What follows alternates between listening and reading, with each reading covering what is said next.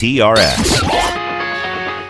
Jake Kansler and Kelly Jackson here at KTRS. It's 7:21. On the phone with us is Stephanie Ramos, ABC News correspondent. Stephanie, you were at the conference at Harvard between the presidential campaign teams?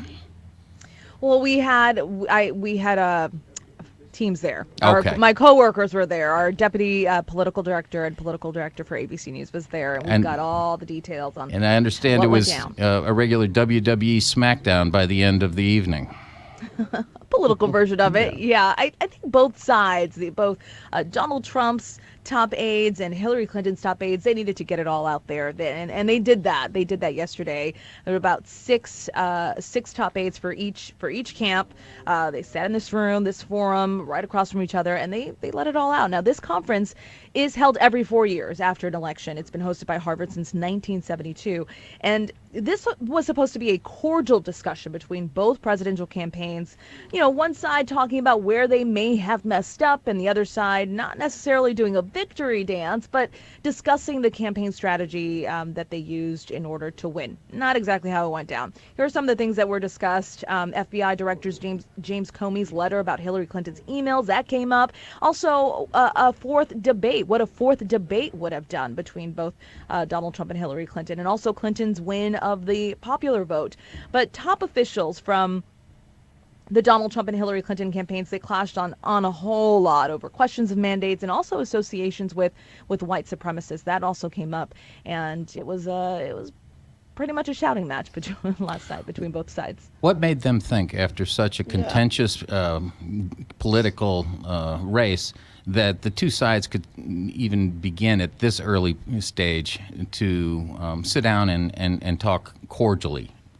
Well, I think it was more a matter of tradition. You know, they've held this type of forum every 4 years after an election to talk about the campaign, and I'm sure, you know, some of the folks that were in the audience kind of expected it to be this way, a pure reflection of how the year went. But it was evident that there was still a lot of anger between staffers, and there should be. Both sides were passionate throughout the campaign, so it makes sense. It's understandable. But the Clinton team at one point saying that Donald Trump was running a campaign that provided a platform for white supremacists, calling out the hiring of Steve Bannon, President-elect's senior counselor, who was actually supposed to be there last night but wasn't.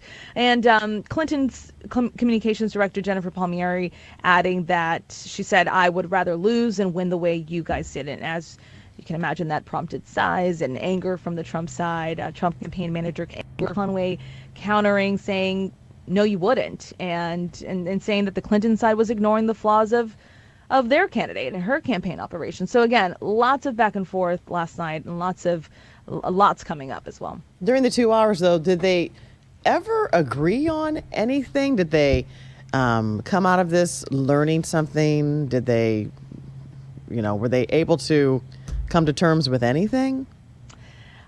Well, not really. I mean, both sides. Not unexpected. Yeah. No, both sides weren't really happy with the media's coverage of their candidate. For instance, the Clinton camp said that they expressed frustration they said Trump's mastery of the media kind of benefit him, saying that the Clinton camp felt the coverage on Clinton was tougher than it should have been because of the assumption that she would win the presidency. So that's something that came up. And then, we've heard from Donald Trump himself saying that the media was unfair to him. So I guess that's something you could say they kind of agreed on, that the media didn't cover them fairly, but the Trump team, they pointed fingers as well, saying that Hillary Clinton didn't connect with people, touting campaign tactics that included an aggressive travel schedule for Donald Trump, which helped him sweep a couple of battleground states. And to that, which was interesting, Clinton campaign manager Robbie Mook, he shot back a reminder saying that Hillary Clinton actually got significantly more votes than Donald Trump, winning the popular vote, which we all knew that was going to come up at some point. And of course, that was not going to go over well with the Trump folks there. So, and Kellyanne Conway saying, kind of telling her folks to calm down. She said, "Hey guys, we won. There's no need to respond. He was a better candidate. He won." Clinton staffer yelling back saying 2.5 million Americans thought she was a better candidate. So yeah, no one really agreeing to anything last night. On the issue of the platform for white supremacists, because that's continued to be a discussion, especially with the appointment of Steve Bannon. What was the response of the Trump campaign to that allegation?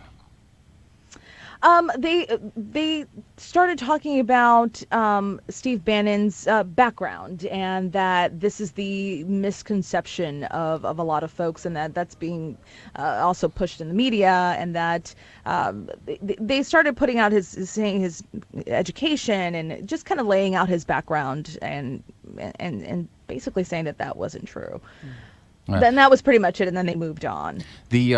Now, Harvard is typically known as a liberal bastion. Was it an even crowd there, Trump supporters and Clinton supporters, or was the audience favoring one side or the other? That was kind of unclear. I mean, it seems as we're not really clear on that, but the conference revealed really no consensus about how precisely Donald Trump won. Not even from the current and former Trump aides who were there. A lot of Clinton campaign leaders, they rejected the notion that Trump was chosen because of his potential to lead on the economy, and all of these topics seem to get some